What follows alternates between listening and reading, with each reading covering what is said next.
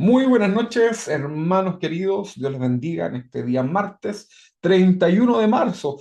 Y se nos fue marzo. Pareciera que hace algunas semanas estaba diciendo iniciamos el verano, ¿verdad? Y ahora estamos ya prácticamente de pleno en el otoño. Damos gracias al Señor por esta noche 31 de marzo. Dicen que este sábado cambian la hora, creo, ¿no? Así que vamos a tener una hora más para dormir. Eso es bueno. Hay que ahí confirmar, no estoy seguro, por si acaso. Vamos a confirmar si es que cambian este sábado la hora o no.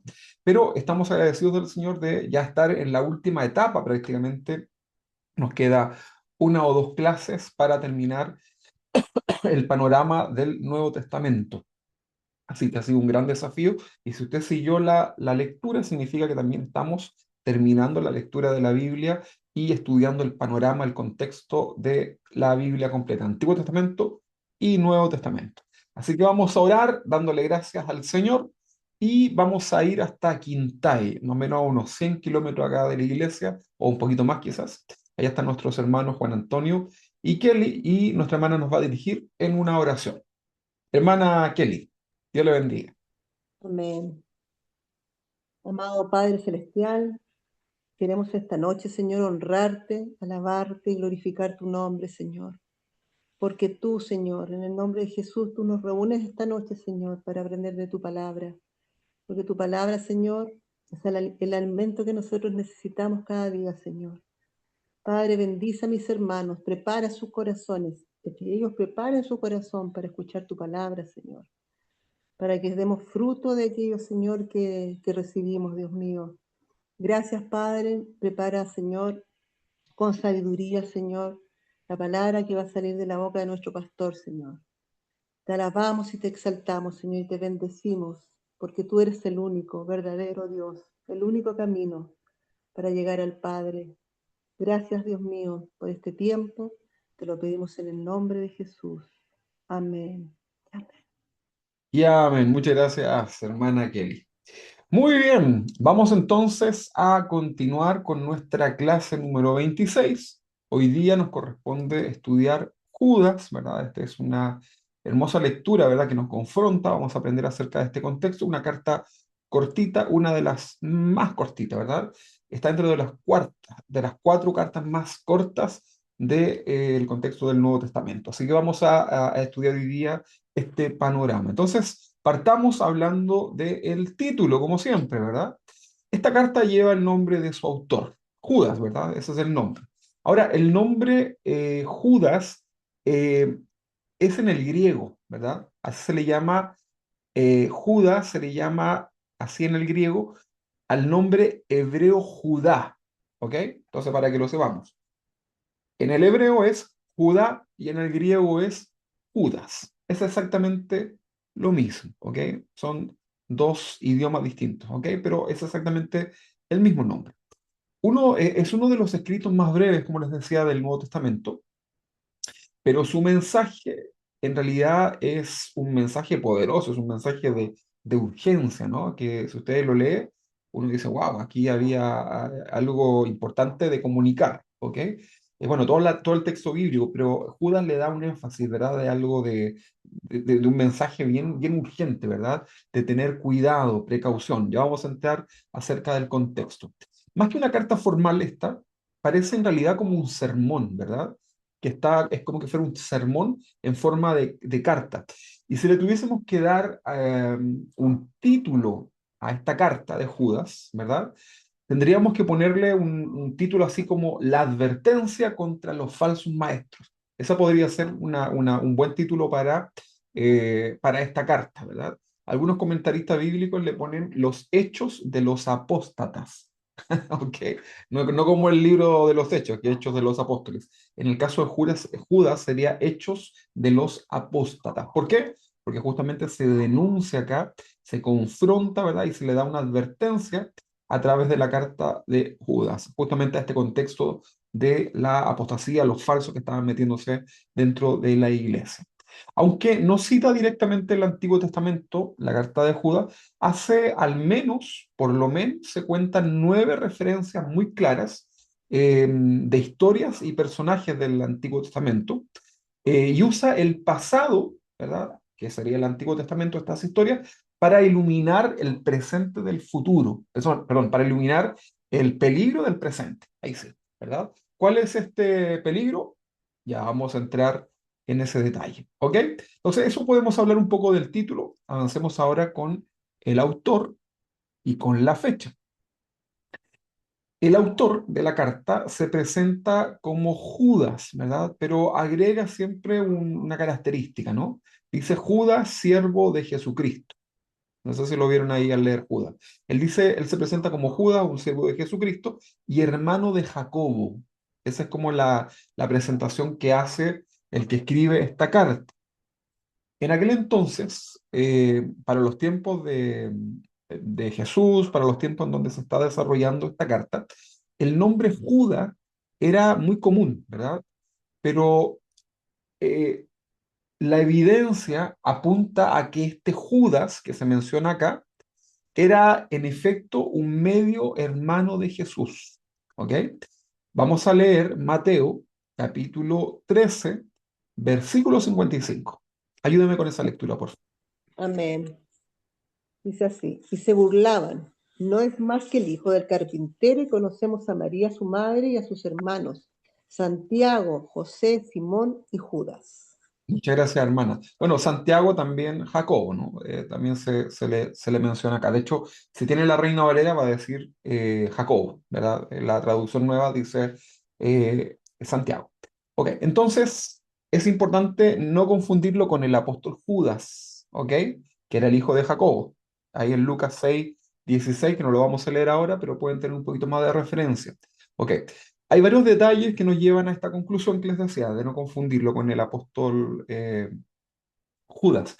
Judas se identifica, punto uno, por su relación con Jacobo, ¿verdad? O Santiago, quien era el líder reconocido de la iglesia ¿se acuerda que lo estudiamos? En Jerusalén, ¿verdad? Ok, y también era medio hermano del Señor.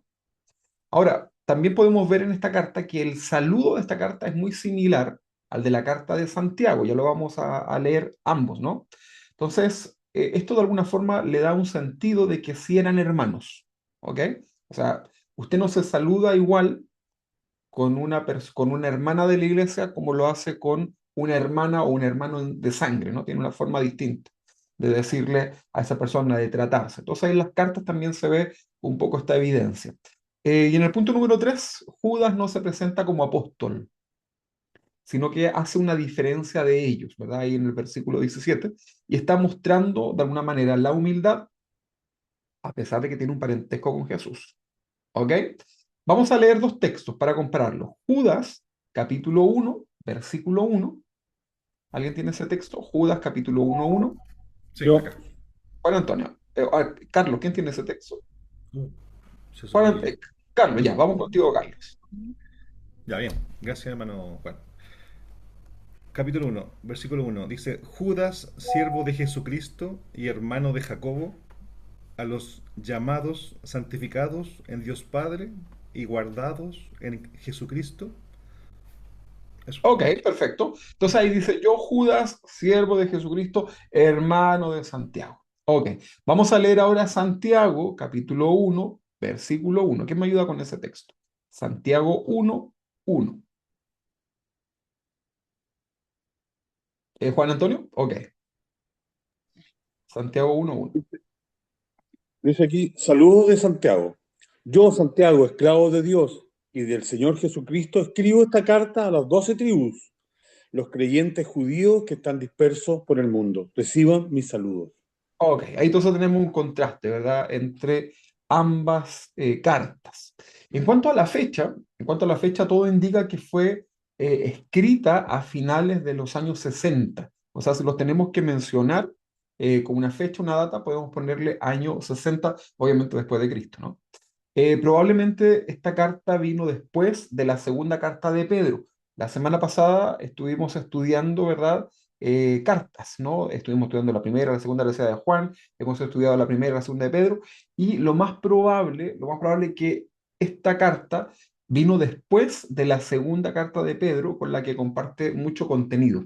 O sea, si leemos las cartas de manera paralela, nos vamos a dar cuenta que la temática que se está dando, las advertencias, las situaciones, son muy similares. ¿Ok? Judas parece hablar de falsos maestros que ya han llegado a la comunidad cristiana, ¿verdad? Ahí en la ciudad, mientras que Segunda de Pedro anuncia algo como inminente, a lo que podría llegar, ¿ok? Entonces Judas lo está viendo ya en el presente, Pedro lo está viendo en un hecho que está próximo, ¿verdad? Pero muy inminente a poder desarrollarse. Vamos a leer Segunda de Pedro, capítulo 2, del versículo 1 al 2, y se prepara Segunda de Pedro, capítulo 3, del versículo 3 al 4. Dice, en Israel también hubo falsos profetas, tal como habrá falsos maestros entre ustedes. Ellos le enseñarán con astucia herejías destructivas y hasta negarán al Señor, quien los compró. Esto provocará su propia destrucción repentina. Habrá muchos que seguirán sus malas enseñanzas y su vergonzosa inmoralidad, y por culpa de estos maestros se hablará mal del camino de la verdad. Muchas gracias, Patita. Entonces, fíjense, Pedro, en Segunda de Pedro, en la segunda carta, está mirando hacia algo que vendrá. Vendrán estos falsos, ¿verdad? Se presentarán, ¿verdad? Ok, vamos a leer Segunda de Pedro, capítulo 3, 3 y 4. Segunda de Pedro, capítulo 3, versículo 3, 4. Ya, dice, es importante que entiendan lo que sucederá en los últimos días. Habrá gente que vivirá solo para sus malos deseos y se burlará de ustedes. Dirán, Jesús prometió regresar, pero ¿dónde está? Nuestros padres ya murieron y el mundo sigue igual desde que fue creado. Ok, muchas gracias, Titi. Habrán burladores, vendrán burladores. Fíjense, la temática es lo que justamente Judas está desarrollando ahora ya en su carta, como algo que está sucediendo. Ahora, dado que no menciona, la carta de Judas no menciona la destrucción de Jerusalén, que esto fue en el año 70, ¿se recuerda? Esto ya lo hemos estudiado. Es muy probable entonces que haya sido escrita poco antes de este evento trágico, ¿verdad? 68, 70. Entonces, por ahí más o menos tenemos que situar esta carta. Recuerden que no podemos nunca dar la data exacta, pero si hay hechos importantes, probablemente se va a notar al momento de que se escribe. O sea, algún comentario va a hacer y eso nos va ubicando un poco en qué año podría estar escrita esta carta. Judas, al igual que los otros hermanos de Jesús, nunca creyeron en su ministerio terrenal, ¿verdad? Pueden leer después ahí en casa Juan capítulo 7, versículo 5. Pero esto se dio en el ministerio de Jesús, ¿verdad? Creo que en una de las cartas o en alguno de los libros anteriores estuvimos haciendo este análisis, eh, de que los hermanos carnales, ¿verdad? De sangre de Jesús, de alguna forma, como que sí, como que no, ¿verdad? No, era más no que sí, en cuanto al apoyar o creer en el propio ministerio, ¿verdad? Esto da para pensar, ¿no? Pero lo que sucede es que finalmente después de la resurrección, en el caso de Judas, su vida cambió radicalmente, cuando vieron ya a Cristo, a Jesús resucitado, y lo encontramos junto a los discípulos, ¿verdad? Vamos a encontrar a Judas junto a María, ¿verdad? La mamá de ellos, incluso esperando el Espíritu Santo, ¿no? La promesa del Espíritu Santo, ahí en el capítulo 1 de Hechos, versículo 14. Leamos este texto, Hechos 1:14. Mientras abre el micrófono el que va a leer este texto, ahí vemos entonces cómo fue desarrollándose la fe, ¿verdad? A pesar de que estaban al lado de Jesús, fue necesaria la resurrección de Jesús para que ellos pudiesen dar el paso ahora firme de creer, ¿verdad? Hechos capítulo 1, versículo 14. A ver si lo buscamos. Yo. Todos se reunían y estaban constantemente unidos en oración junto con María, la madre de Jesús, varias mujeres más y los hermanos de Jesús. Ok, aquí vemos entonces, muchas gracias. Aquí vemos entonces ahora a los hermanos de Jesús, a la mamá de Jesús, ¿verdad? En obediencia a la orden que se les había dado de esperar la promesa del Espíritu Santo. Pero esto no sucedió siempre, ¿verdad? O sea, María obviamente fue parte importante en el ministerio, pero los hermanos de alguna forma dudaron, ¿verdad? Entonces su conversión y su cercanía con los apóstoles le dan esta autoridad espiritual. Recuerden que el que escribe acá no es apóstol, ¿ok?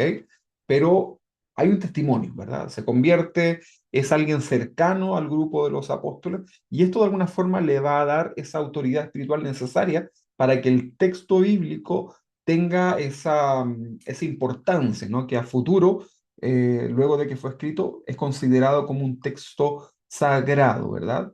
Sin duda que esta es una carta inspirada por el Espíritu Santo. Aunque algunos en la iglesia antigua dudaban incluso de incluir este libro en el canon por ser un texto muy breve, ¿no? Si usted lo lee, es una hoja prácticamente. Eh, Incluso se dudó porque se citan, no sé si lo leyeron y se percataron, pero hay algunas citas de fuentes y situaciones que no son bíblicas, ¿ok?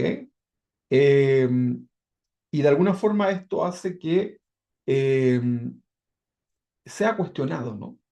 ¿Cómo puede estar citando algo que no está dentro del contexto de todos los libros bíblicos? Ahora ya vamos a explicar acerca de esto, pero finalmente termina siendo reconocido, ¿verdad?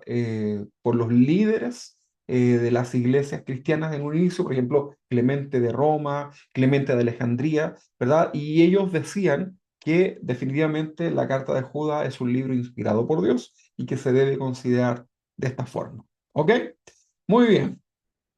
Vamos a leer, vamos a hablar acerca del contexto histórico que tiene esta carta para adentrarnos.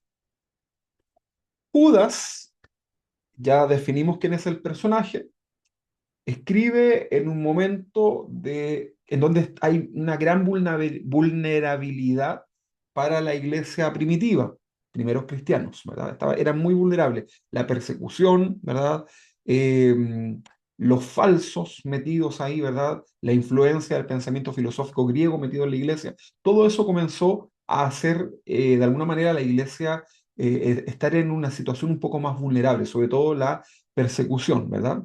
Entonces, por un lado, el Imperio Romano ejerce una presión política y social sobre los creyentes. No crean ustedes que para ellos era fácil, ¿verdad? Todo aquel que se hacía un seguidor de Jesús entraba en el grupo, ¿verdad? Si tú, por ejemplo, te juntas hoy día con alguien que tiene una mala reputación, ¿verdad? ¿Qué dicen de ti? Que eres de lo mismo, ¿verdad? Entonces, cualquiera que se hacía parte del grupo de los 12 de Jesús entraba justamente en este grupo, de aquel que mataron, ¿verdad? En la cruz. Por ahí algunos decían, pero resucitó. Pero en realidad había un contexto político de persecución. Los cristianos, si bien no hacían daño dentro de la sociedad, por el contrario, eran, causaban un conflicto político, ¿verdad? Porque recuerden que los fariseos, todas estas sectas observantes tenían una relación también política con las autoridades. Entonces, de alguna manera, Jesús estaba invalidando el ejercicio religioso de ellos, de una mala práctica. Entonces, hay una persecución política, ¿verdad? Y luego, no solamente desde los judíos, sino que también del Imperio Romano, ¿verdad? Ejercen una presión política y social sobre los creyentes, ¿verdad? Por otro lado, y quizás mucho más peligroso, dentro de la misma comunidad cristiana comenzaron a surgir falsos maestros, y eso era muy lamentable porque estaban distorsionando la gracia de Dios. O sea, lográbamos protegernos de la persecución externa, pero luego en lo interno estaba completamente infiltrado. Llegó un momento que eran muchos, ¿verdad? Lobos rapaces, ¿verdad? Se les llamaba constantemente en muchas cartas que hemos estudiado. Hay una insistencia apostólica, ¿verdad? O del que escribe la carta en relación a las falsas doctrinas, a los falsos pastores, falsos maestros.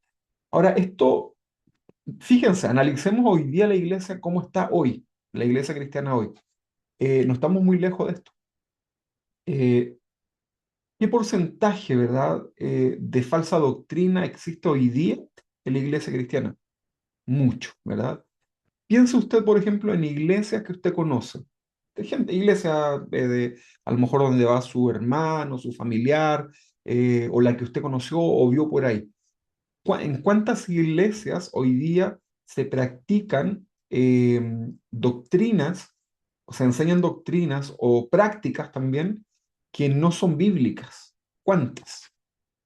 Hartas, ¿no? Hoy es un gran desafío poder encontrar una iglesia de sana doctrina, porque incluso las que se catalogaron de sana doctrina se pasaron un poquito más allá, ¿no? Tomaron mucho vuelo y se fueron ya al otro extremo casi del legalismo. Entonces, hoy día estamos también infiltrados de mucha falsa doctrina dentro de la iglesia, ¿verdad?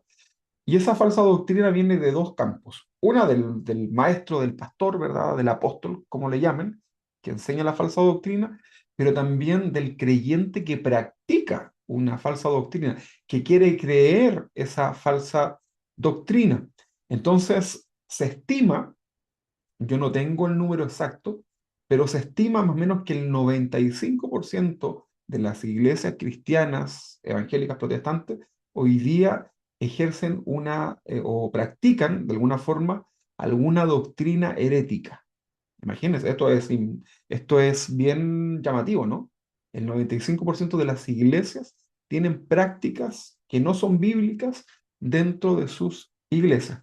Unas más dañinas que otras, ¿verdad? Unas son cosas que no tienen mayor importancia, pero hay otras que sí. Entonces, eso es muy lamentable.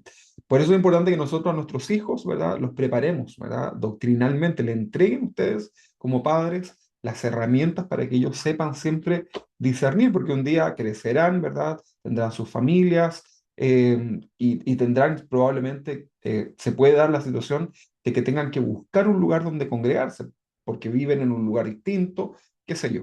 Entonces es importante que nosotros preparemos a nuestra familia, a nuestros hijos, para que sepan discernir. ¿Ok? O sea, esa es la realidad que hoy día existe y en el tiempo de Judas, créanme que era muy similar. Si ustedes leyeron la Biblia, si leyeron la carta de Judas, se van a dar cuenta lo enérgico que es Judas, ¿verdad? Al momento de escribir acerca de estos temas. ¿Ok? Ok, entonces estos individuos que Judas está denunciando, estos falsos maestros, eran precursores de lo que más tarde se iba a conocer con el nombre de gnosticismo. ¿Se acuerdan que también lo estudiamos en otras cartas? Ok. Eh, Enseñaban principalmente que al ser salvos por gracia podían vivir el libertinaje sin ninguna consecuencia, ¿verdad? Esto hoy día también se ha llevado a la práctica, ¿verdad? No de esa forma, pero de alguna manera hoy día te enseñan mucho acerca de que somos salvos, siempre salvos, ¿verdad? Cosa que nosotros creemos en la seguridad de la salvación, ¿verdad?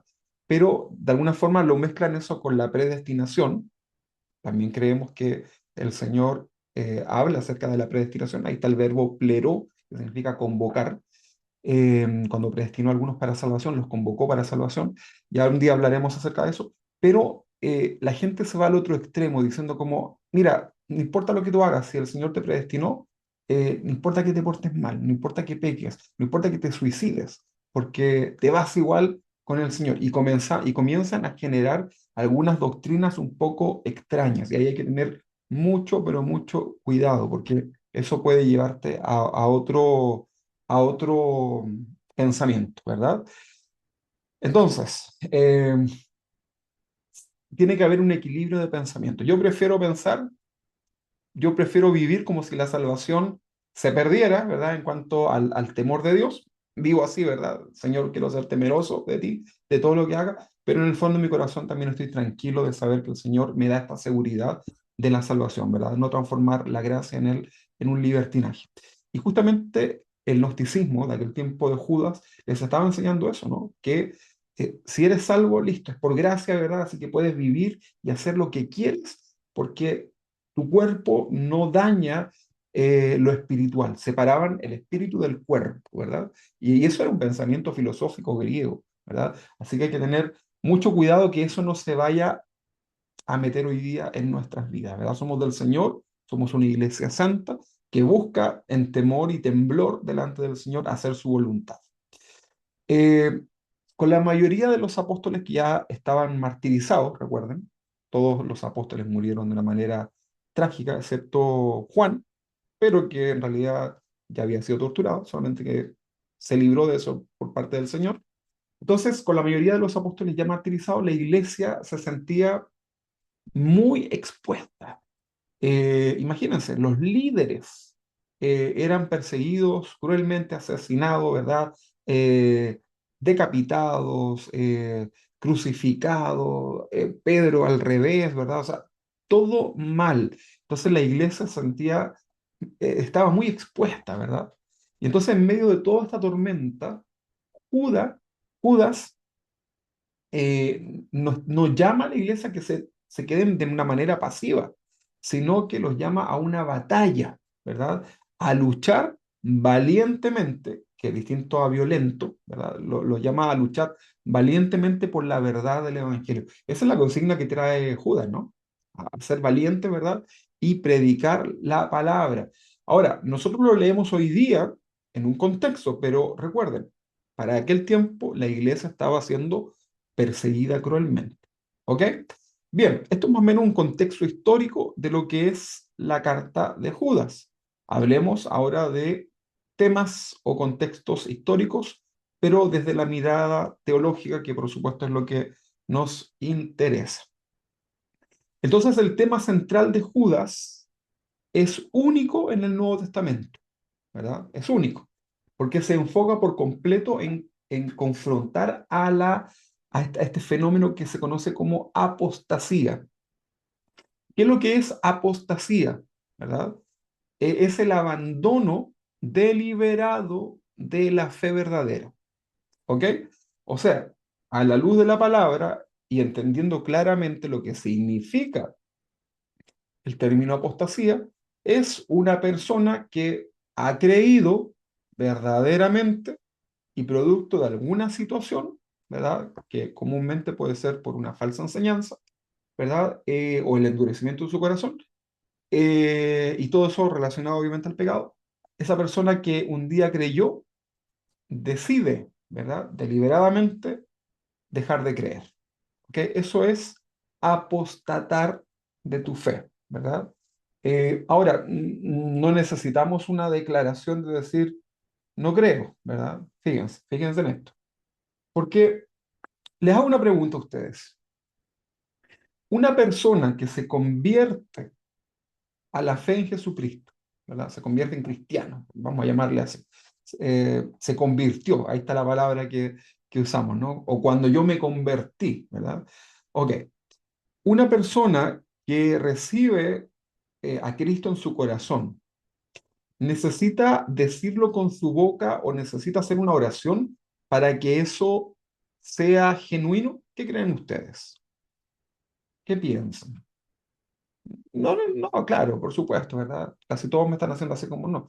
No necesitamos, ¿verdad? No necesitamos verbalizarlo. Recuerden que el texto que dice que si confesares con tu boca, ¿verdad? Eso tiene un contexto, ¿verdad? Que tenía que ver con un tema de la autoridad que había en aquel tiempo. Pero una persona que tú le predicas, ¿verdad? Eh, si esa persona ha comprendido el mensaje de salvación y el Espíritu Santo lo convence de pecado, ¿verdad? En su razonamiento nada más, ¿verdad? Internamente, y esa persona comprende el mensaje y lo recibe y cree, esa persona ya es salva, ¿verdad? No tiene que decir algo, no hay que guiarlo en una oración, ¿verdad? Porque a veces eh, como que insistimos mucho en esto de la oración de fe, lo cual no está mal, ¿verdad? Guiar a alguien en la oración de fe no está mal porque es como una ayuda para que sepa cómo hacerlo, cómo orar. Pero no es un conjuro, ¿verdad? No es un abracadabra. No es que tú tengas que decirle, Señor, perdona mis pecados, limpia mi vida, inscribe, por favor, no se te va a olvidar, Señor, inscribir en mi nombre en el libro de la vida, pero que no se te olvide, ¿verdad? Mi nombre es con R. No, porque el Señor ya conoce todo, ¿verdad? Entonces, así como no es necesario, ¿verdad? Una confesión verbal de que Jesucristo es el Señor, podrías apostatar incluso sin necesidad de decir, no creo en Jesús o rechazo el mensaje de Jesús. ¿Se entiende, no? O sea, una actitud, un pensamiento, ya podría ser un indicio de apostasía en el corazón. ¿Ok? Ahora, la apostasía entra, no llega de una, sino que va poco a poco entrando en el corazón. Por eso nosotros tenemos que estar siempre atentos, ¿verdad?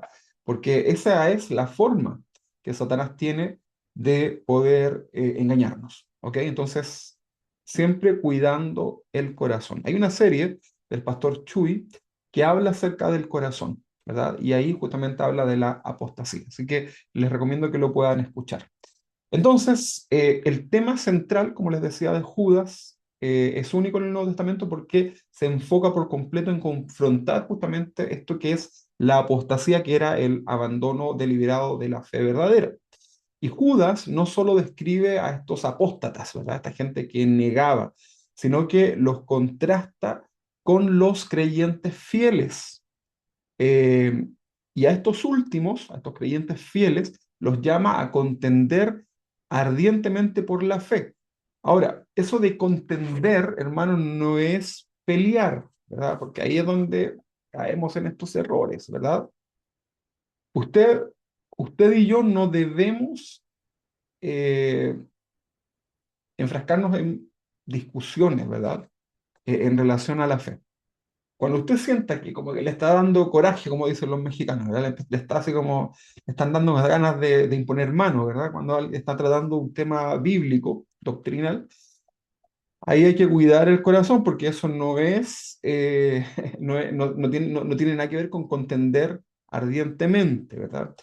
Eh, por sobre todo está el testimonio, ¿verdad? Y el fruto del Espíritu, la mansedumbre, la paz, todo eso debe estar en tu vida. Por lo tanto, nosotros, el contender no tiene que ver con agredir, ¿verdad? No tiene que ver con insultar, y hoy día eso es muy común, ¿verdad? Hay gente que tiene esto de estar siempre ofendiendo, ¿verdad? Con la palabra, y eso es peligroso, ¿verdad? Todos creo que de alguna manera, en algún momento de la vida, yo me incluyo, ¿no? Como que en algún momento, cuando tú recibes mucha verdad, si no estás preparado emocional y de una manera madura para recibir todo esto, cometemos estos errores, ¿verdad? De contender de una manera que no glorifica a Dios, ¿verdad? Tratando de defender, queremos ser los abogados de Jesús. Cuidado con eso. Vamos a leer mejor Judas, capítulo 1, versículo 3. Leámoslo, por favor. Sí, tú. Judas 1:3. Queridos amigos, con gran anhelo tenía pensado escribirles acerca de la salvación que compartimos. Sin embargo, ahora me doy cuenta de que debo escribirles sobre otro tema para rogarles que defiendan la fe que Dios ha confiado una vez y para siempre a su pueblo santo. Muy bien, muchas gracias, Camila. Que defiendan la fe, primero que todo en su corazón, ¿verdad? O sea, no la suelten, ¿verdad? No abran el corazón, no presten oídos a falsas enseñanzas, ¿verdad?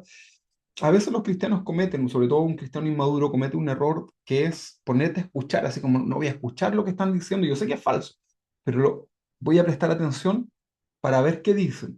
Pero si no estás preparado, ¿verdad? Eso va a terminar confundiendo tu vida o contaminando. Entonces, debemos saber ubicarnos, ¿ok?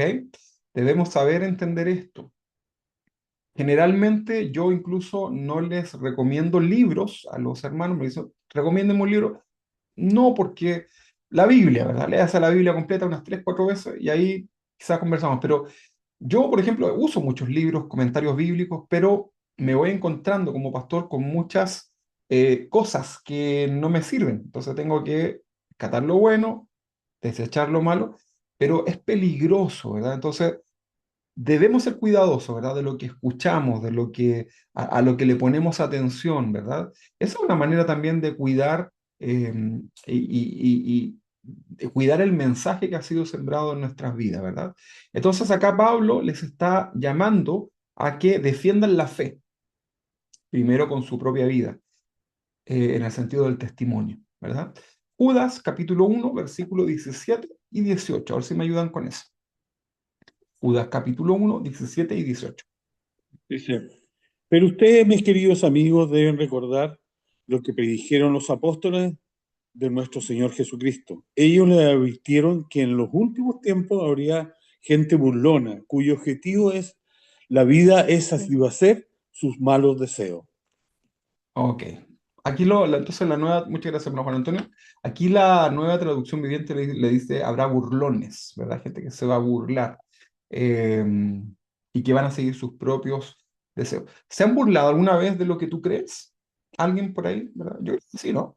Que alguien que tú de pronto le dijiste, no, pero mira, confía en Dios. Ah, pero ¿cómo? ¿Tú crees en estas cosas? Nos pueden decir, ¿no? Eh, la gente se puede reír, la gente se puede burlar. Ahora, nosotros tenemos que mirarlo a través de los ojos de Jesús, ¿verdad? No entrar en un mal testimonio de ponerte a discutir, de verdad, debemos ser sabios, ¿verdad? Mirar a las personas a través de los ojos de Jesús. Y si vamos a discutir un tema, ¿verdad? Tenemos que hacerlo con altura de mira, ¿verdad?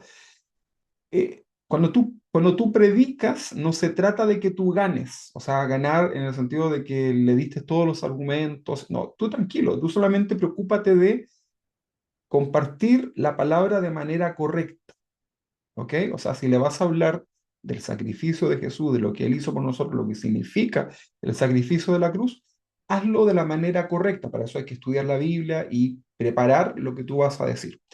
La gente te va a rechazar. La gente se va a burlar, la gente va a cerrar la puerta incluso como a ese tema. Te pueden dejar hablando solo incluso. Pero no te preocupes, tú debes ser prudente, sabio por lo demás, pídele al Señor sabiduría, pídele gracia, pero no te preocupes de ganar esa conversación, ¿verdad? Porque esa victoria no es nuestra, ¿verdad? La victoria es del Señor. El Señor, a través de su Espíritu Santo, va a tomar las palabras que tú compartes con aquellas personas y Él se va a encargar de, en el momento indicado, preciso, bajo su trato, de llevarlo al corazón de aquellas personas. En serio. Y esto así pasa, ¿no? Porque muchos de nosotros somos el resultado de mucha gente que nos habló, ¿verdad? Y que algún día el Espíritu Santo tomó esas palabras y las trajo al corazón y Él hizo la obra. Pero a veces los cristianos, en esto de defender y contender ardientemente con la fe, queremos como que en nuestro discurso, ojalá la gente termine arrodillada, entregando su vida al Señor, ¿verdad? Y comprometiéndose para ir el domingo a la iglesia.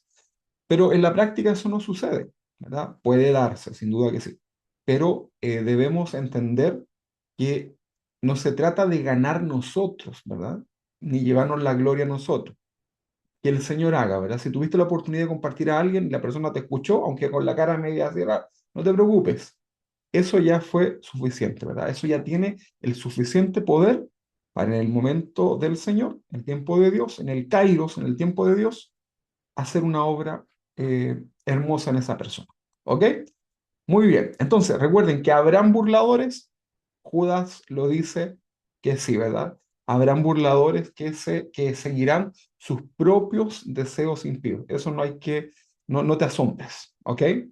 Ahora la carta presenta una estructura. Si tú pescas la carta y la tienes que estructurar, vamos a ver que por lo menos tenemos tres puntos. Hay una estructura tripartita acá que ayuda de alguna manera a seguir este razonamiento pastoral que nos está ofreciendo Judas en su escrito. Vamos a tener por lo menos tres formas, ¿verdad? Primero, desde el versículo 1 al 4, vemos que hay un llamado a la acción, ¿verdad? Porque acá Judas presenta su propósito. ¿Cuál era el propósito? Exhortar a los creyentes a que defiendan su fe frente a estos intrusos que se estaban infiltrando. ¿Ok? Entonces, los primeros versículos va directo a este llamado a la acción. O sea, no se queden ahí escuchando, no se queden, no, tienen que ustedes defender esta fe, ¿verdad? Primero, atesorándola en el corazón. Esa es la primera forma. Entonces, el primer punto de esta estructura es el llamado a la acción. El segundo punto es la advertencia que hace Judas, pero fíjense que lo va a hacer de una manera muy especial, ¿verdad? Porque esta advertencia lo hace desde la mirada de la historia. Desde el versículo 5 al 16, Judas usa la historia del pasado de estos lectores, ¿verdad? Que van a ser personas que están en el contexto judío. O sea, ellos conocían a todos los personajes de la antigüedad de la fe, ¿verdad? Entonces, Judas lo que hace es llevarlos a esta historia, ¿verdad? Para hacerle la advertencia. Les recuerda, por ejemplo, lo que pasó con el pueblo de Israel en el desierto. Eh, También habla acerca de los ángeles que se rebelaron, saca el tema de Sodoma y Gomorra, ¿verdad? Caín, el tema del personaje Caín, ¿verdad? Caín y Abel. Balaam y Coré también los menciona, ¿verdad? Y su mensaje aquí es súper claro en todos estos temas. Dios juzga al rebelde, ¿verdad? Entonces, ese mensaje de que Dios va a juzgar la rebeldía, lo toma y lo lleva con la historia hacia el pasado, ¿verdad? Entonces, esa es la forma en que Judas está haciendo esta advertencia. Primero, el llamado a la acción, de no quedarse ahí pasivos. Segundo, la advertencia tomando estos ejemplos de la historia. Eh, Incluso luego describe a los falsos maestros con imágenes muy ilustrativas, muy simples, incluso, por ejemplo, nubes sin agua, no sé si lo leyeron por ahí. También menciona árboles sin fruto, ¿verdad? Olas que no arrojan espuma, ¿verdad? O sea, en pocas palabras le está diciendo que la vida de estos falsos en realidad los delata, ¿verdad? El testimonio que ellos tienen los demuestra que están vacíos, ¿ok? Entonces, el primer punto era el llamado a la acción, el segundo era la advertencia desde la historia, y el tercer punto es ahora instrucciones para los fieles. Esto va a estar desde el versículo 17 al 25, porque finaliza con consejos que son prácticos sobre cómo mantenerse firme. Aquí esto lo tenemos que leer nosotros como cristianos y aplicarlo. ¿Cómo mantenerse firme según Judas? Edificando tu fe, orando en el Espíritu, a lo que él había aprendido, ¿verdad? Eh, También las instrucciones que habían para los fieles era rescatar a los que estaban dudando, ¿verdad? O sea, ¿quién eran los que estaban dudando? Eran personas inmaduros, quizás cristianos, ¿no?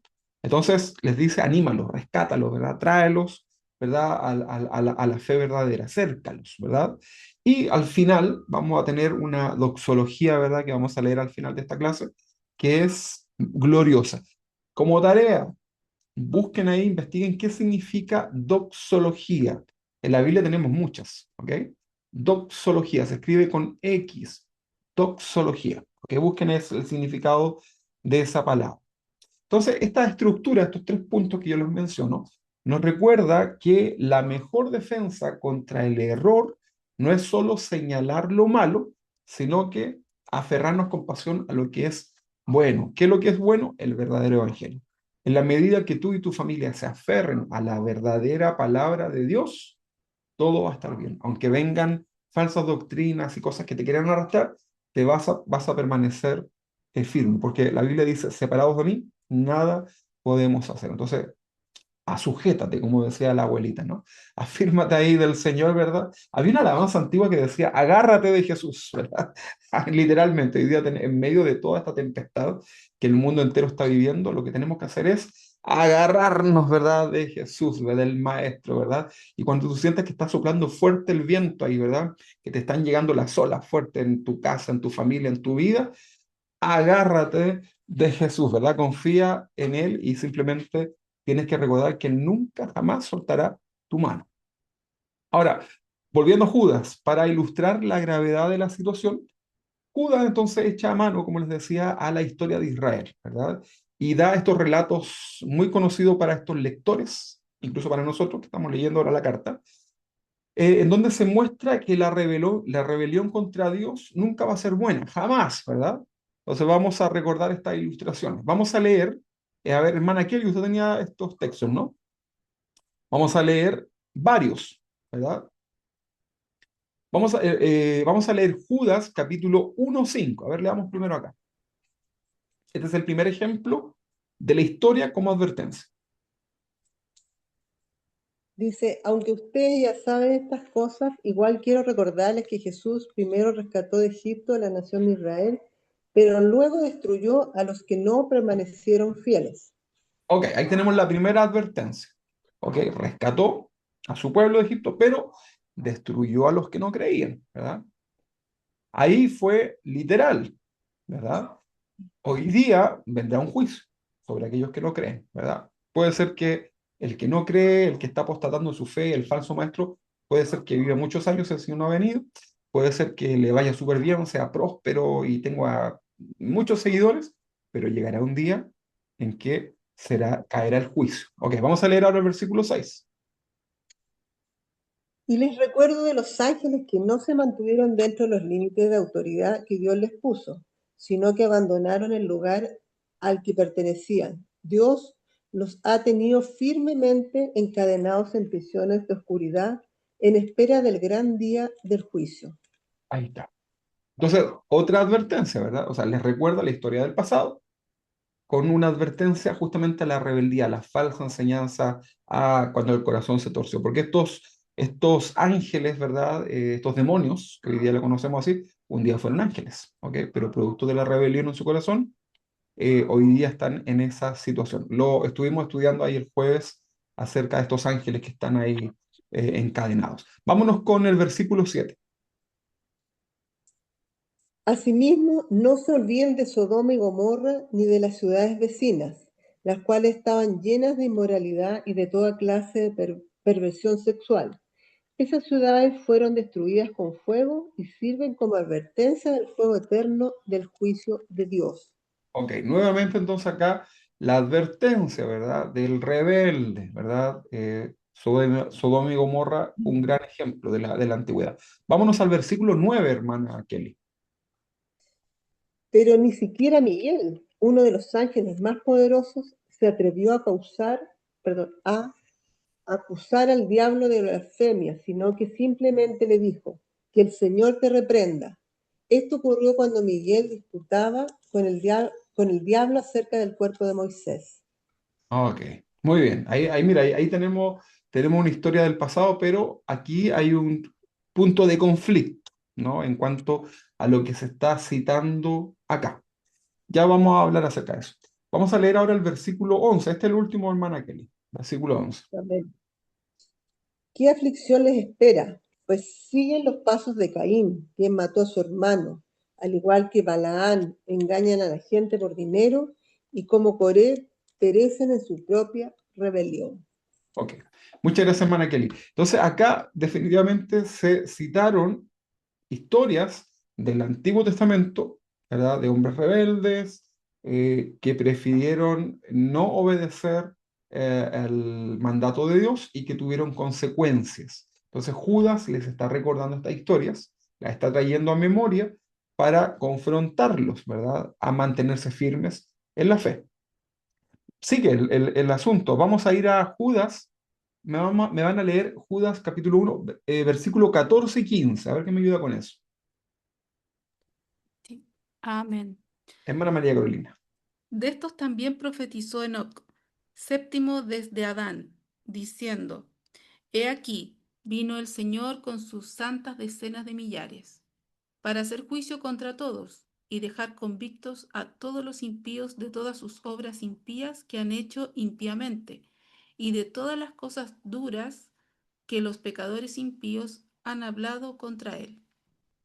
Muchas gracias, hermana. Muchas gracias. Entonces, fíjense que Judas no se enfoca tanto en detallar las falsas enseñanzas, o sea, no da el detalle de lo que se enseñaba, sino que se enfoca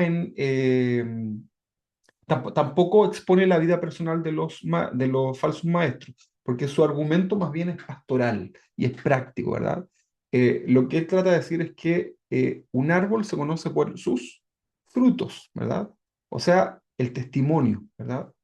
El falso maestro, ¿verdad? El falso hermano puede tener mucho que decir, ¿verdad? Pero lo que va a validar para todos nosotros, lo que va a validar finalmente nuestra fe, ¿qué creen ustedes que es? ¿Qué es lo que valida tu fe? ¿Qué valida lo que ustedes dicen, lo que proclamamos? ¿Qué creen ustedes? ¿Venir todos los domingos a la iglesia? Eh, Ayudar en alguna cosa, participar en algún ministerio dentro de la iglesia, ¿eso valida tu fe? No, ¿verdad? Lo que valida tu fe es tu testimonio, ¿verdad? Eso es súper importante, el testimonio. Por lo tanto, lo que Judas de alguna manera está diciendo es que un árbol se conoce por el fruto, ¿verdad? Acá se hablaba un poco de temas, por ejemplo, como la inmoralidad, ¿no? La arrogancia y la falta de temor de Dios, que son obviamente la evidencia clara de que hay un mensaje venenoso, por llamarlo así. Pero cuando hablamos de inmoralidad, fíjense, ¿qué se les viene a la mente si yo les digo el pecado de la inmoralidad? A ver, ¿qué se les viene a su mente? Eh, bueno, yo sé que inmediatamente le vamos a dar un contexto tal vez sexual, ¿no? Una inmoralidad sexual. Pero inmoralidad en las escrituras se refiere a todo aquello que se opone al carácter y la voluntad de Dios, ¿verdad? Y esto incluye, vamos a ver, las formas de inmoralidad, ¿ok? Entonces cuando la Biblia habla de algo inmoral, como eran estos falsos, ¿verdad? No solamente se refiere a uno de los significados de la inmoralidad, que sería la inmoralidad sexual, que dentro de la Biblia se conoce como fornicación, adulterio, perversión. Eso sería una forma de inmoralidad. Pero también existe una inmoralidad en el carácter, ¿verdad? Y esto lo definen los diccionarios bíblicos. Por ejemplo, dentro de la inmoralidad de carácter está la avaricia, ¿verdad? Está la mentira, está el orgullo y la envidia, ¿verdad? O sea, cuando en un cristiano tenemos avaricia, mentira, envidia y orgullo, estamos hablando de inmoralidad en su carácter, ¿verdad? Obviamente esto puede estar presente sin duda en los no cristianos. También puede existir inmoralidad en las palabras, o sea, hablas con palabras inmorales. ¿Cuáles son esas palabras inmorales? Calumnias, burlas, palabras vacías. Así lo definen los diccionarios. Fíjate, entonces la inmoralidad no solamente tiene que ver con la fornicación, el adulterio y las perversiones, va muchísimo más allá. Ya hemos hablado de avaricia, mentiras, envidias, orgullos, calumnias, burlas, palabras vacías. Y también está la inmoralidad en las acciones. O sea, una persona podría tener una vida inmoral bajo la mirada de sus acciones. Por ejemplo, la explotación de otros, ¿verdad? Si yo, por ejemplo, como pastor, a los hermanos de la iglesia, de la congregación, les digo, limpie la iglesia, ¿verdad? Y lo va a limpiar. Yo siempre los molesto. Me dice, pastor, ¿qué hago? Y lo llamo. Tires al suelo y saque brillo a la cerámica con su ropa, ¿verdad? Yo los molesto. Pero podría ser, ¿no? Que yo como pastor, por ejemplo, abusara, ¿verdad? Y explotara a los hermanos, aunque a veces la construcción me dice, ya, pues pastor. Pero estoy hablando de cosas eh, que ya habla de un abuso hacia la otra persona, ¿verdad? Entonces podemos hablar de una inmoralidad en las acciones cuando hay una explotación hacia los demás, ¿verdad? Los falsos maestros tenían esto, ¿verdad? Era una práctica. O sea, su inmoralidad no solamente iba relacionada a lo fornicario, al adulterio, a las perversiones, o incluso podrían no tener esos problemas, pero tener todos los anteriores, ¿verdad? También hablamos de inmoralidad en las acciones, por ejemplo, cuando hay rebeldía contra la autoridad. ¿Ok? Rebeldía contra la autoridad. Y esto es raro porque yo puedo ser una autoridad como pastor, pero igual ser rebelde, ¿verdad? Ustedes pueden ser hermanos de la iglesia, ¿verdad? Congregantes y tener una actitud rebelde. Pueden tener un cargo y ser rebeldes, ¿verdad? Como lo que sucedía justamente, lo que mencionaba ahí en la historia de Coré.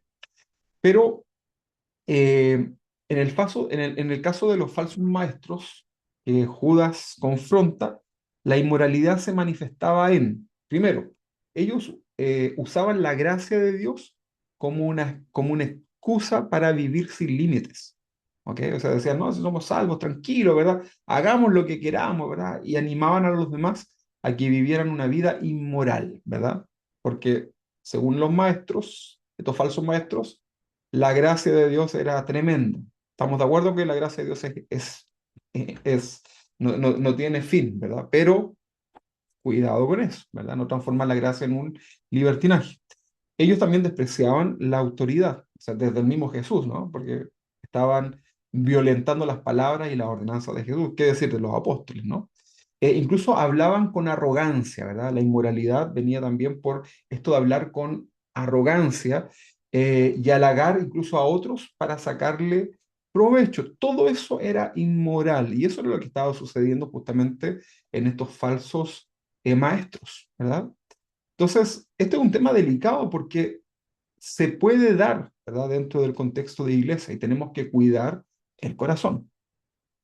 Ahora, Judas también usa imágenes de la naturaleza para mostrar lo vacío y lo destructivo que es este ministerio, ¿verdad?, de los falsos. Vamos a leer Judas, capítulo 1, obviamente, versículos 12 y 13. A ver si me ayudan con ese. Versículos 12 y 13. Dice, cuando estos individuos participan con ustedes en sus comidas de compañerismo, las cuales conmemoran el amor del Señor, son como arrecifes peligrosos que pueden hacerlos naufragar. Son como pastores que no tienen vergüenza y que solo se preocupan por sí mismos. Son como nubes que pasan sobre la tierra sin dar lluvia. Son como árboles en el otoño, perdón, doblemente muertos, porque no dan fruto y han sido arrancados de raíz. Son como violentas olas del mar que arrojan la espuma de sus actos vergonzosos. Son como estrellas que han perdido su rumbo, condenadas para siempre a la más negra oscuridad. Ok, muchas gracias, hermana Tamara. Ahí hay una descripción, ¿no? Judas está usando todos estos ejemplos de la naturaleza para mostrar lo vacío, ¿no? Es como, es una manera muy ilustrativa de mostrar cómo es el corazón de estos hombres, ¿ok? Entonces la manera de reconocerlos, por tanto, no solo es por su elocuencia, sino que por el carácter, ¿ok? Hablar bonito es re fácil, ¿verdad? Incluso te ofrecen cursos, ¿no? Cómo hablar, cómo dar conferencias, qué sé yo. Esto es fácil. Pero el carácter, ¿verdad? El testimonio, eso es lo que realmente valida, ¿verdad? Eso es lo que realmente tiene sentido, ¿verdad? Lo demás es espuma, ¿verdad? Entonces, de esta carta podemos extraer tres principios prácticos para poder enfrentar situaciones similares, ¿verdad? En la iglesia actual, ¿verdad? El primer principio, un principio práctico, ¿verdad? Es la necesidad que tenemos de conocer la palabra, de conocer la verdad. Este sería el principio. O sea, todo cristiano debe conocer la verdad. Eso es una necesidad, ¿verdad? Que ustedes conozcan y estudien la palabra. De hecho, lo que estamos haciendo hoy día es solamente un contexto, es un panorama del Nuevo Testamento o en este caso del libro de Judas. Pero ustedes, como hermanos, como estudiantes del texto bíblico, deben esforzarse por estudiar, por conocer, ¿verdad? Por profundizar. Entonces, el primer principio, ¿verdad? El primer consejo para poder estar firme actualmente como iglesia es conocer la verdad. Dice un texto bíblico, conoceréis la verdad y la verdad nos hace libres. ¿De qué? Primero, de la ignorancia. Segundo, de la falsa enseñanza. Tercero, del miedo, ¿verdad? Nos da posibilidad de vencer al pecado. Entonces, es un tremendo beneficio estudiar la palabra. No se puede defender la fe, que es lo que Judas también le dice, defiendan, contiendan por la fe. No se puede defender lo que no se conoce, ¿verdad? Porque va a llegar alguien y te va a preguntar, te va a decir un par de cosas y no vas a saber qué responder. Entonces, por eso yo les digo, cuando prediquen, cuando le cuenten a alguien, le hablen de Jesús, prepárense, ¿verdad? Y hablen lo que saben, no se metan en cosas, ¿verdad? No, que los ovnis, que no están en la Biblia, que sí están, que no sé qué. No se metan en esos temas si no lo va a saber manejar, ¿verdad? Hable lo medular, ¿verdad? Lo importante es el sacrificio de Cristo en la cruz y la necesidad que tenemos de un Salvador. Entonces, el primer principio es, debemos conocer la palabra del Señor, la verdad. No se puede defender lo que no se conoce. Judas asume de alguna forma que los lectores, su carta, ya conocen la fe. O sea, si tú lees esta carta y la eh, está leyendo a Judas, el escritor que es Judas, él está asumiendo que tú ya tienes una base, ¿verdad? Que tú ya conoces tu fe. Entonces, si hablamos de discernir a los falsos, es necesario sí o sí una buena base sólida de la escritura, ¿verdad? Así que hoy día, mira, ¿te imaginas lo alarmante que sería para los escritores para Pablo, los apóstoles, Juan, todos estos que contendieron con la falsa enseñanza, haber estado en un contexto como hoy día, en donde la gente toma su teléfono celular, ¿verdad? Y estás expuesto a no uno, miles de falsos maestros. ¿Se han metido a YouTube alguna vez y han puesto algún, no sé, quiero estudiar acerca de tal tema, ¿verdad? Y te aparece, ¿verdad? Un montón de gente, ¿verdad? El Rabino González, ¿verdad? Y un montón de gente ahí como media, media loca, ¿no? Y te comienzan a enseñar una y otra barbaridad. Claro, y dentro de cosas que por ahí sabían, sonaba bonito, pero luego te empiezan a meter cosas, ¿verdad? Y sigues y caes en el error. Entonces, si en los tiempos de los apóstoles, de Jesús, las falsas enseñanzas estaban ahí, ¿verdad? En amenaza de estos que iban visitando las distintas comunidades, hoy día nosotros estamos mayormente expuestos por las comunicaciones, ya. Eso nos hace estar mayormente expuestos. Por eso, aferrémonos al Señor, ¿ok? Entonces, ese primer principio es conocer la verdad. Segundo principio que nos puede servir para este tiempo es observar el fruto. Observar el fruto, ¿verdad? Judas no se enfoca en el contenido de la falsa enseñanza, ¿verdad? No entra en el detalle, sino que en la vida de los falsos maestros, ¿verdad? Y vamos a tener el versículo 4, 8, el 10, el 13, el 16, todos esos hablan acerca de este punto, ¿verdad? Porque el carácter de la persona, ¿verdad? Eso es por decirlo así, como un termómetro confiable de la doctrina, o sea, el testimonio que de esa persona de alguna manera valida la enseñanza, ¿verdad? Y esto es muy simple, porque la palabra primero tiene que pasar por ti, ¿ok? O sea, si tú vas a enseñar algo, ¿qué tienes que enseñar? Algo que tú estás viviendo, no podemos enseñar algo que no estamos viviendo, ¿verdad? O por lo menos que queremos vivir, por lo menos, ¿verdad? Eso sería ya como lo último, pero la palabra primero tiene que pasar por nosotros, ¿verdad? Porque si no, eso produce un tremendo, mm, es una locura en realidad, ¿verdad? Entonces, primero los cristianos debemos conocer la verdad. Segundo, estamos llamados a observar el fruto. De hecho, dice, por sus frutos los conocerán, ¿verdad? Cuando yo me relaciono con ustedes como hermanos en la fe, les amamos, pero nosotros miramos, ¿verdad? El fruto en sus vidas, ¿verdad? Vemos cómo reaccionan frente a las situaciones y eso de alguna forma va demarcando cuál es el carácter que se está formando en ustedes. Por supuesto, todos nosotros estamos en el proceso de crecer, ¿verdad? Entonces, el fruto es lo que glorifica a Dios, no lo que digan nomás, sino que el fruto, ¿verdad? El fruto sería el resultado, ¿no? El árbol se esforzó, ¿verdad? Resistió las plagas, las tormentas, el clima extremo, todo, y dio su fruto, ¿verdad? Entonces, el fruto es el resultado. Eso es lo que importa, ¿verdad? Y el Señor a veces nos poda, ¿para qué? Como dice el texto, para que llevemos más fruto, ¿verdad? Entonces, el fruto, eso es lo importante. No estamos hablando de gente perfecta. No, ¿verdad? Créanme que no, si no estaríamos todos descalificados. Pero sí estamos hablando de que lo que vamos aprendiendo lo vamos viviendo. El falso, el falso creyente, el falso maestro, el falso pastor no tiene un testimonio, no tiene un fruto en su vida, ¿verdad? Ok, entonces el primer punto era conocer la verdad, segundo, observar el fruto, y el tercer consejo es actuar con misericordia, porque de alguna manera también nos vamos a enfrentar, ¿no? a todas estas cosas raras que se dan dentro de la iglesia, los falsos y todo lo demás. Entonces debemos actuar también con misericordia, porque Judas instruye que es necesario diferenciar entre los engañados y los engañadores. A unos hay que rescatar con compasión y a otros hay que confrontar con firmeza. Hay una diferencia, ¿no? Los engañados y los engañadores.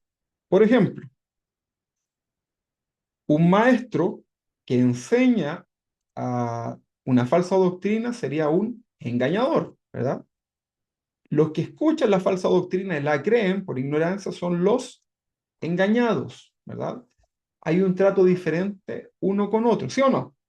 Claro, porque uno de alguna forma son responsables, pero bueno, son víctimas de la falsa enseñanza, es algo que se advierte, no puede suceder.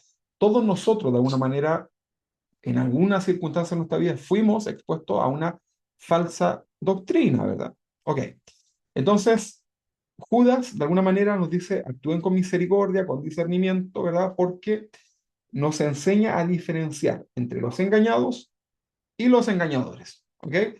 Entonces, a los engañados hay que rescatar con compasión. Y a los engañadores los tenemos que confrontar con firmeza. Ahí está el versículo 22 y 23. No todos los que están en el error merecen el mismo trato, ¿verdad? Vamos a leer Judas, versículo 22 y 23. Amén. A algunos que dudan, convencedlos; a otros salvad, arrebatándolos del fuego; y de otros tened misericordia con temor, aborreciendo aún la ropa contaminada por su carne. Exactamente. Esa misericordia va al engañador, ¿no? Pero ni te sientes a comer con ellos, ¿verdad? Entonces, no hay que confundir la gimnasia con la magnesia, como dice nuestro pastor. ¿Verdad? Tenemos que ser sabios, ¿verdad? Los cristianos, ahí es donde tenemos que manifestar justamente este celo de Dios, ¿verdad? Eh, Incluso los falsos tienen la posibilidad de corregir su vida, pero el llamado es que lo hagan, ¿verdad? Si no lo hacen, entonces ya hay que mantenerlos a distancia. Entonces Judas está dando estas instrucciones prácticas de cómo tratar a diferentes personas que han sido influenciadas por estos falsos maestros. No todos están en la misma situación, por esto entonces el trato debe ser muy distinto. Primero les dice en el texto que leíamos, tengan compasión de los que dudan, ¿ok? Son aquellos que están confundidos, que aún no han sido arrastrados por este error, pero están inseguros, ¿verdad? Normalmente son cristianos más inmaduros. Con ellos hay que ser pacientes, hay que ser amorosos y hay que ayudarles a encontrar esta claridad. Usted debe ser paciente, ¿verdad? Si usted ya encontró y creció y entendió eso, usted sea paciente y amoroso con aquellos que están en este proceso de confusión. Después dice, a otros, rescátenlos, arrancándolos del fuego. Estos son los que ya están en el peligro, ¿no? Están metidos ahí, ¿no? Están atrapados en ese pecado, en esa falsa enseñanza. Con ellos hay que actuar con urgencia, ¿verdad? No solamente orar, o sea, usted debe orar por esas personas, todo, sino que ya tiene que acercarse. Decirle, ¿sabes qué? Quiero conversar contigo. Hay algo que estoy viendo, estás siguiendo que no está bien, ¿verdad? Y el ejemplo que da acá como arrancándolos del fuego, ¿verdad? Como alguien que lo sacan de un incendio, ¿no? O sea, no te preguntan, ¿verdad? El bombero te saca, ¿verdad? Porque hay una situación que es crítica, ¿verdad? Entonces ahí tenemos que hacerlo, ¿verdad? Eh, por ejemplo, si conocemos gente cristiana que están metidos en lugares donde se les enseña una falsa doctrina, ¿qué hacemos? ¿Solo oramos por ellos? Ahí está, hay una gran pregunta, ¿no? Primero hay que orar y pedirle al Señor que nos dé dirección, punto uno. Segundo, si se da la situación para poder conversar con ellos, hay que ser claros, ¿no? En cuanto a la doctrina, porque si están metidos en una falsa enseñanza, eso se debe corregir, ¿verdad? Y se corrige con la misma palabra, ¿verdad? No es para que usted le cuente lo que usted piensa, es la palabra la que finalmente triunfa. Hay gente a veces que viene acá a la iglesia, no gente que se congrega, pero hay gente que trae pensamientos, ¿no? Entonces tiene como ideas distintas. Entonces yo le digo, mira, no tengo ningún problema, pero lo único que te pido es que cuando vamos al texto bíblico, el que esté equivocado, seas tú o sea yo, en relación a este tema, lo corregimos, ¿te parece? El árbitro va a ser la palabra del Señor. Entonces, obviamente, cuando hay una evidencia en el error doctrinal, muchas veces, y lo que sucede es que la persona se enoja. ¿verdad? Dice, no, no, y termina mostrando el fruto, ¿verdad? O sea, se termina enojando, ofuscando y se va. Por eso es importante que usted mantenga una actitud serena, pero no irónica. Cuidado con eso, porque hay cristianos que son muy serenos, pero irónicos, ¿verdad? Entonces, siempre debemos recordar que la intención es ir a la palabra, ¿verdad? Todos nosotros hemos corregido cosas de nuestra vida. Puede ser que hoy día lo miremos ya como algo que está, que es parte de nuestra esencia doctrinal, pero algún día estuvimos equivocados, ¿verdad? Entonces, esto de convencer, de arrancar, de sacar del fuego y todo lo demás, estos temas no es para que usted como metralleta vaya y prácticamente confunda más a las personas. Debe ser sabio, por eso hay que prepararse, ¿verdad? Versículo, bueno, el punto 3 dice, y a otros muéstrenle misericordia mezclada con temor, odiando hasta la ropa contaminada por su pecado, dicen algunas versiones. Y estos son los más endurecidos, ¿no? Son aquellos que están profundamente involucrados ya en este pecado, que han abrazado la falsa doctrina, y hay que mostrarles misericordia, ¿verdad? No hay que abandonarlos, pero con mucho cuidado para que no nos contagiemos nosotros de sus malas prácticas o malas doctrinas, ¿verdad? Ahora, esta imagen que se muestra acá, esta ilustración de odiar hasta la ropa contaminada, viene del Antiguo Testamento, porque se recuerdan la enfermedad que había en los tiempos antiguos, ¿no? La lepra, ¿verdad? Acá había un tema con la lepra, incluso con ciertos rituales de impurezas que requerían quemar vestiduras que estaban contaminadas, ¿verdad? Por eso hace esa alusión, ¿verdad? Entonces, el punto es claro, se puede amar a la persona, pero se debe aborrecer el pecado, ¿ok? Tú debes amar a la persona, pero no debes aceptar ese pecado, ¿verdad? Que la persona pueda practicar. Pero aquí hay que tener mucha cordura, ¿verdad? Mucha sabiduría, ¿verdad? Porque hay algunos cristianos que son muy permisivos, ¿verdad? Como que se flexibilizan a la situación. Si no te preguntan, tú no des opinión, ¿verdad? Tú enfócate en hablar del Señor, el sacrificio de Cristo, ¿verdad? Ese es el mensaje que salva. Ir tú a hablarle a la persona que está en un pecado, no sé, si fuma, si dice malas palabras, no sé, lo que sea, ¿verdad? No te enfoques en eso porque va a ser inútil, ¿verdad? Encerrarte en eso. Tú háblale de Jesús, de su obra, lo que él hace, ¿verdad? En la vida de las personas, su mensaje, y el Espíritu Santo hará una obra y todas esas cosas quedarán fuera. Si la persona te dice, quiero tu opinión acerca de esto, ahí tú recién le hablas, ¿verdad? Pero le hablas también con una altura de mira, ¿verdad? No, no enfrascándote con la persona, ¿verdad? Porque si no, eso termina en una discusión. Por eso hay que ser sabios. Pidámosle gracia al Señor, ¿verdad? Si una persona te está hablando, ¿verdad? Perdón, si tú tienes la oportunidad de predicarle a alguien y esa persona dice malas palabras, por ejemplo, groserías, eh, ¿qué haces tú? Una buena pregunta, ¿no? A ver, primero que todo te digo que tú no puedes decir esas palabras delante de mi presencia, ¿verdad? No, ¿verdad? Tú vas a tener que ser lo suficientemente maduro para soportar esas malas palabras, ¿verdad? ¿Verdad? Y mirarlo con compasión. Padre, perdónalo porque no sabes lo que dice. Y ver el corazón, tú tienes que estar concentrado en lo mismo que está mirando Jesús, por eso hay que ver a través de los ojos de Jesús, el corazón de esa persona. Y la persona a lo mejor te habla pura grosería, una persona con malas intenciones, te tira el humo, a lo mejor está en tu propia cara, ¿verdad? Pero resulta que en ese contexto, la persona, de alguna forma tú estás pudiendo hablarle del mensaje de Cristo.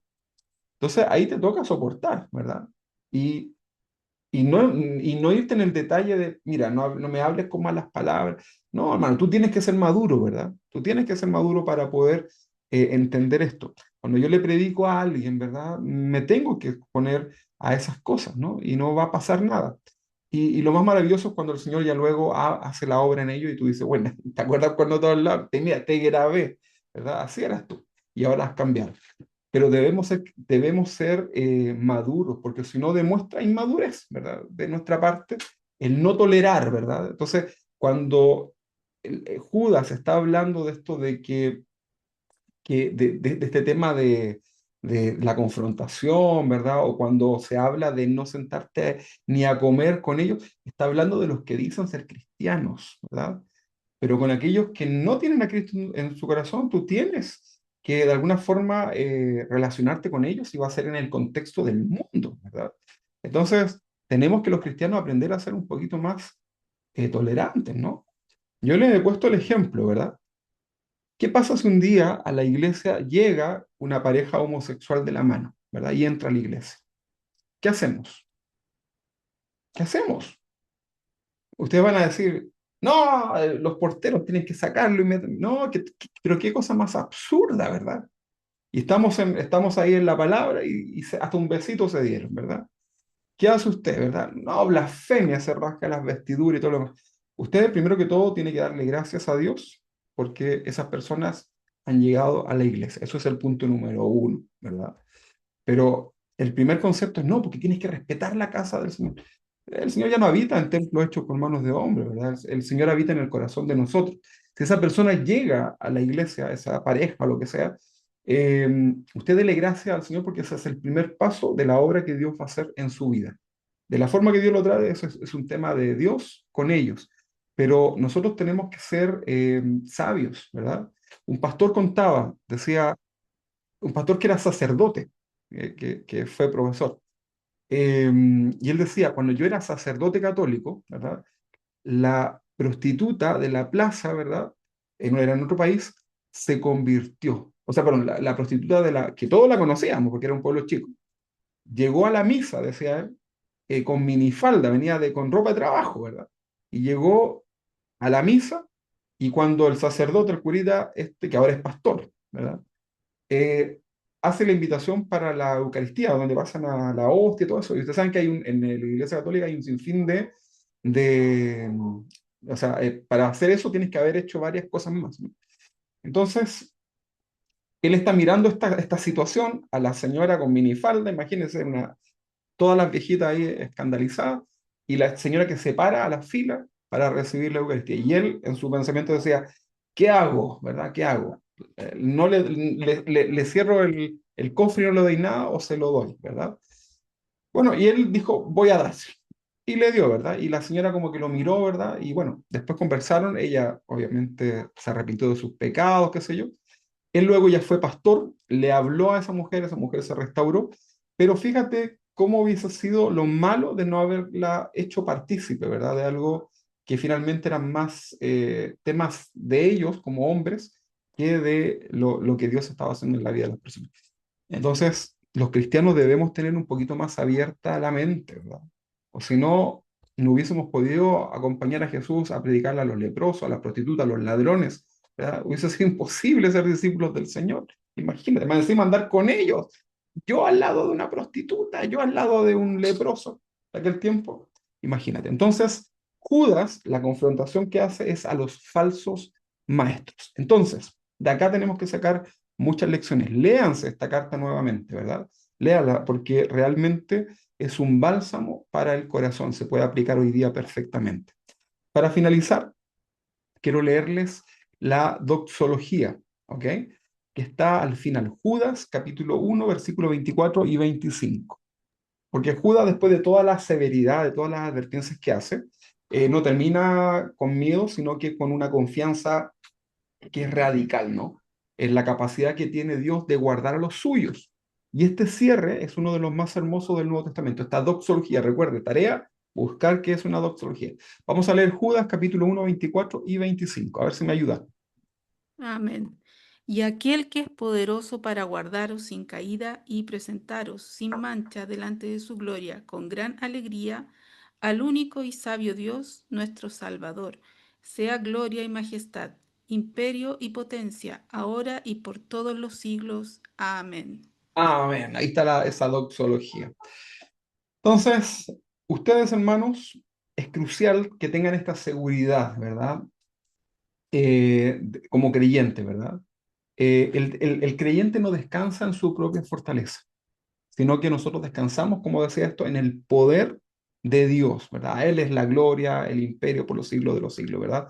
Él tiene todo el control, ¿verdad? En medio de la batalla espiritual, la iglesia está llamada a defender la verdad, pero con la certeza de que Dios es quien nos sostiene, ¿verdad?